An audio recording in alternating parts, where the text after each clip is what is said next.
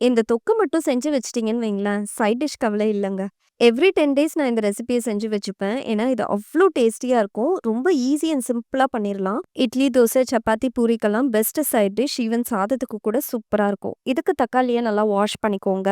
சுத்தமா ஈரமே இல்லாம இந்த அளவுக்கு தொடச்சு எடுத்துக்கோங்க. இப்ப இத நல்லா பொடி பொடியா கட் பண்ணி எடுத்துக்கலாம். இதுக்கு ஒரு பொடி மட்டும் எப்பயுமே ரெடிமேடா அரைச்சு வச்சுக்கோங்க. வெந்தயமும், கடுகையும் சேர்த்து நான் நல்லா ரோஸ்ட் பண்ணி அரைச்சு வச்சுக்கிறேன். கடாயில 3 டேபிள் ஸ்பூன் நல்லெண்ணெய் சேர்த்துக்கோங்க. கட் பண்ணி வச்சிருக்க தக்காளிய சேர்த்து நல்லா வதக்கிக்கோங்க. மஞ்சத்தூள், உப்பு சேர்த்துக்கோங்க. ஒரு சின்ன லெமன் சைஸ் புளிய சேர்த்து நல்லா மிக்ஸ் பண்ணி விடுங்க. நல்லா இந்த அளவுக்கு மசிஞ்சதும், ஆறுனதும் நல்லா மையா அரைச்சு வச்சுக்கோங்க.